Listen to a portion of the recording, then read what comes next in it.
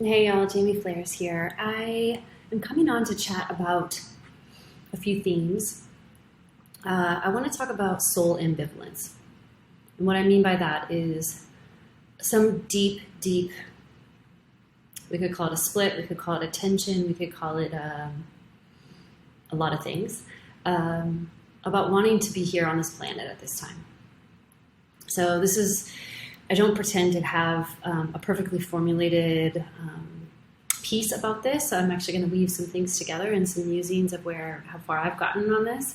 And I actually would really love this to be a conversation. So I'd really be curious either how you've experienced soul ambivalence or how you work with it, how you live with it. So this video is inspired by some conversations I've been in with clients and with friends. And I think a lot of us are navigating, how do we be on a planet that has so much darkness, so much pain, so much that isn't to our preference? Like how do we be with the ache of the world? The phrase that came in this morning was like empathy the ache. Like how did the empaths among us be with this ache and manage this ache? And I'm going to tell a few stories, shorter stories. One, I just want to say that I relate to this idea as an empath, as somebody who came here with a lot of love in her heart.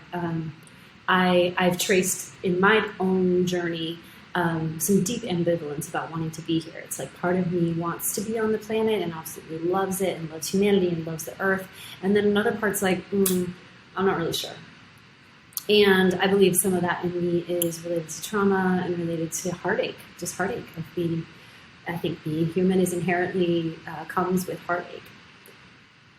So that's one. I just want to kind of name that this is something that I've walked with through my life and had as a consistent question of like, how do I actually, like, is there a space for me to actually choose this life fully? And what does that mean? And how do I walk with the ache? And how do I walk with the love? And like the whole thing, how do I be here? I think a lot of us are asking, how do we be here right now? You know, we also have a surging mental health crisis and a lot of people who are really in crisis right now. And they're also struggling, I imagine, with the same thing of like, it feels too hard to be here sometimes. And I know a lot of spiritual people who are like, I want to get off this ride. And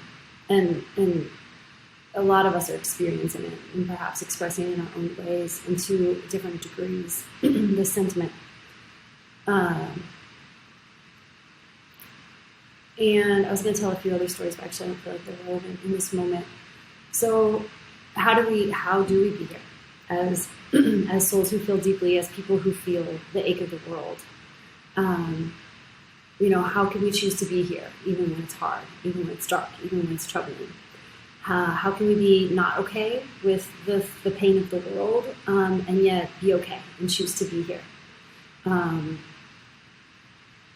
So I don't pretend to have the answers, but I want to bring up the conversation because I think it's an important one right now. What I've got so far on this is, I think part of it has to do with being willing to walk with a broken heart. I think what happens sometimes with this split is there's a resistance to what is here on this planet. And that's not a negation of how hard or dark it could be. But, when we feel that split, like there's that part of us that's like, no. And I think that's a holy no. It's a sacred no. And it puts us into resistance with what is. So I've been thinking about Byron Katie's work. If you don't know her, her work is really powerful. Being in resistance to what is versus loving what is.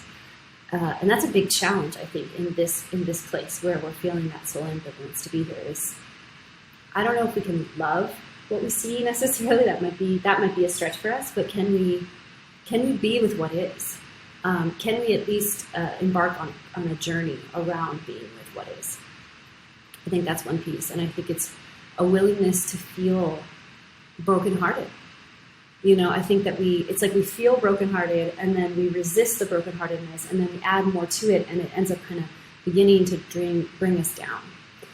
And versus because we're not taught very well in our society how to actually be with the deep emotions. So like, building the capacity to be with the emotions that are actually there, to be with the broken heart, to be with the sadness, the grief, the hurt, the anger, the whatever it might be, to actually be with that, and that's a way of like letting some of the resistance out of the field, but not being okay, like not trying to force yourself to be okay with something that you're not, because I think that can be really problematic too. But can you actually soften a bit to the emotions that are really there? To like, oh, I'm actually really sad about this, or I'm actually really scared about this, or whatever it might be, like actually letting the heart feel it rather than just the mind doing a lot of judgment and being like, I don't want this, and this is a no, or, all of that. Being willing to feel it all. This part gets, maybe all of this is spiritual, I don't know, but this part feels a little bit more like around our faith in something bigger is, are we willing to trust or at least entertain the idea that there's some divine purpose, that there's some order that we simply can't understand about whatever we're seeing that's troubling us? Can we lean into that? And that's particularly hard when it's really challenged. It's easy in good times to have faith. And in those times when we just can't seem to understand what's happening on this planet, can be the hardest time to have that faith. And I think, I personally believe there's not a single, I haven't spoken to them all, but I don't believe there's actually a single person on the planet who's not feeling the ache in one way or another right now. And there's lots of ways that we can story that. So I think it's really careful.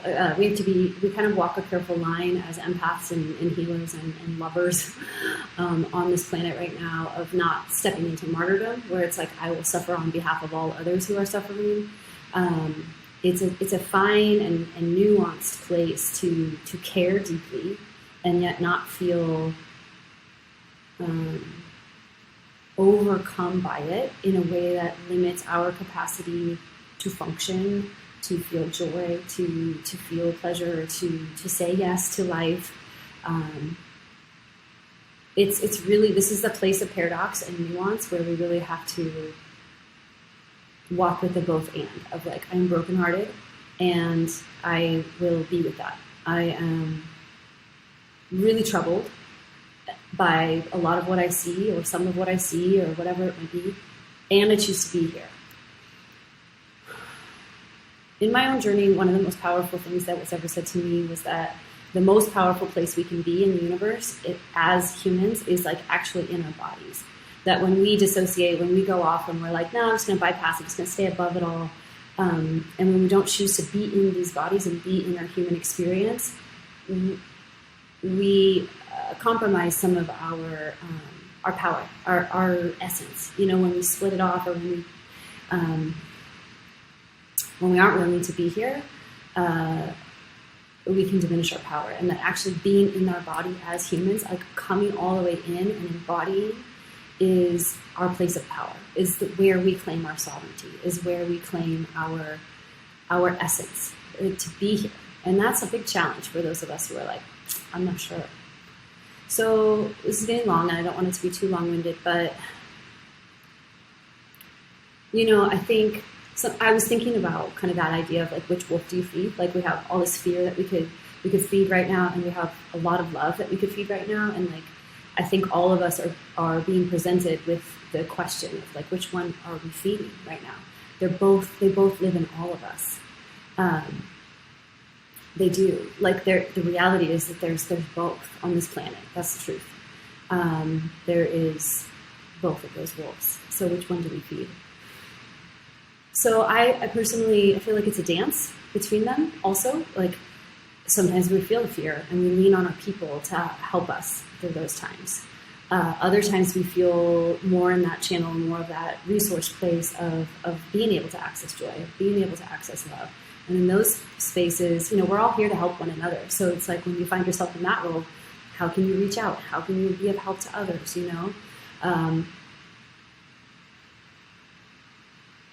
I think we all have that choice right now. I think we're all in that choice of like, are we going to stay or are we going to go? Are we going to choose fear or are we going to choose love? And I know those are really oversimplified. It's almost cliche. But what team do you want to be on?